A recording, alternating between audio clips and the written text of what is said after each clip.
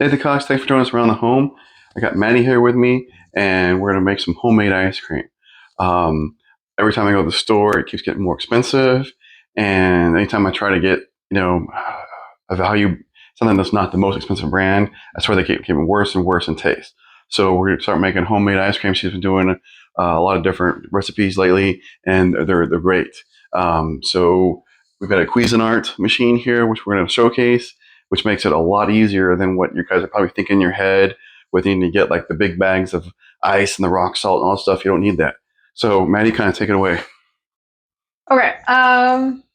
So I have a really basic recipe that requires milk, heavy cream, butter, extract, and then whatever like fruit or other things you want to add into it. So let's get started. I like to throw everything into a blender, kind of puree it.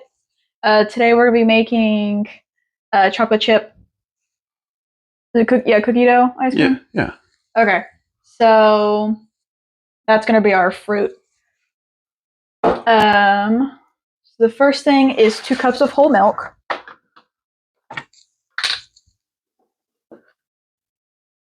This can hold 2 cups, which is nice.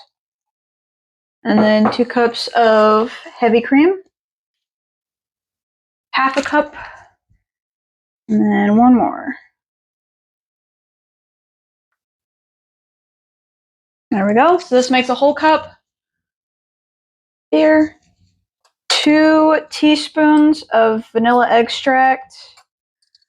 Now this goes with every recipe. So if you want to do like strawberry or watermelon or any other kind of fruit in your ice cream, you should still put vanilla extract as the base. Okay, so now it's for the fruit. Typically, you would want to put 2 cups of fruit in there and blend it up to a nice like paste. You don't really want chunks in the ice cream maker because that gets really hard to stir um, and whatnot. So I got this giant block of Okay, now since this is not this. fruit, are we going to kind of cut that down into chunks? I am going to put half, yeah, I'm going to put it in smaller chunks. I'm going to put half of it in there to kind of give it the taste. And then I'm going to crumble up the other half, kind of like after it's done mixing, and then stir it by hand. So that way it still has the chunks. Oh, okay. If that makes sense. Yeah. I need a knife. That's too big. We're just going to chop it up into little bits so that way it's a little easier for the blender to puree it.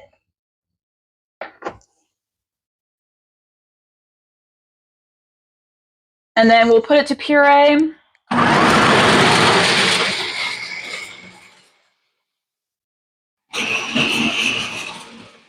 All right. So what makes this ice cream maker different than the ones you guys are used to is that the tub here, super cold, it stays in the freezer. Okay, after you've cleaned it out for making your ice cream, it's like those freezer packs, those blue ice cube things. You get your lunch boxes and coolers and stuff. Little grooves here for the gear down below, so this whole thing turns and stays frozen. So no bags of ice, no rock salt.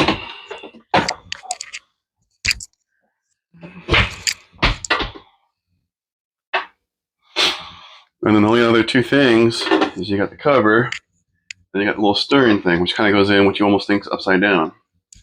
Okay, so this goes in like that. The lid goes down, and then the lid actually locks that little stirring thing in place, and then it just rotates the ice cream in there. Anyways, I'll let Maddie jump back in and finish this up. With this, there's just an on and off. There's no like settings or anything.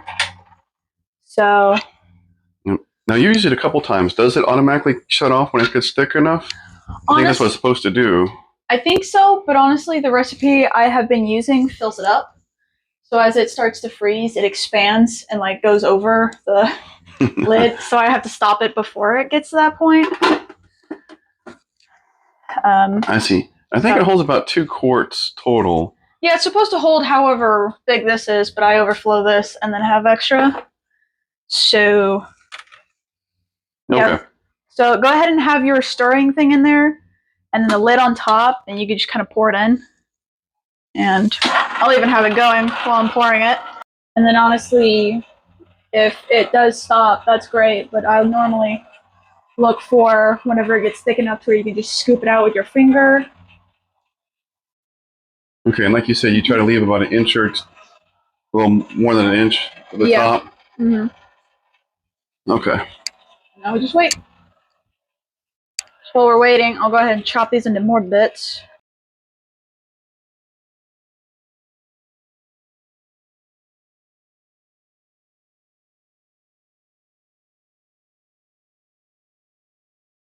Okay, so the ice cream's done.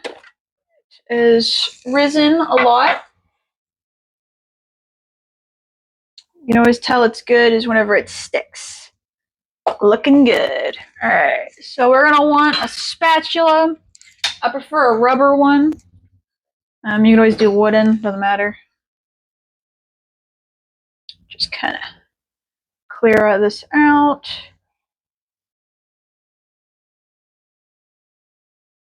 Sweet. And we'll just put that in the sink. And then we'll go ahead and put all of our cookie chunks in there. So hopefully you guys had all yours rolled up. I'm just gonna dump them in. Oh no.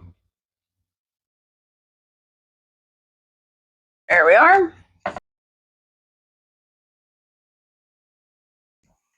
All right. So what do you think?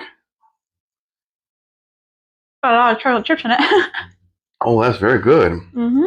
I like that extra chocolate. Yeah. Mm. No, you can't have it. I'll save some of this for your mom. Mm-hmm. I love that. All right. Thank you, Maddie. Mm-hmm. All right. Now, we're talking about saving money, a lot of money on ice cream, making ice cream that tastes better, that's better for you. Just another thing we're trying to do to make your life better. Thanks again for joining us here. We will have Amazon links and probably YouTube shopping links for the stuff we use in this video. Please take a moment to subscribe. Thanks so much. You guys have a great day. Cheers. Cheers.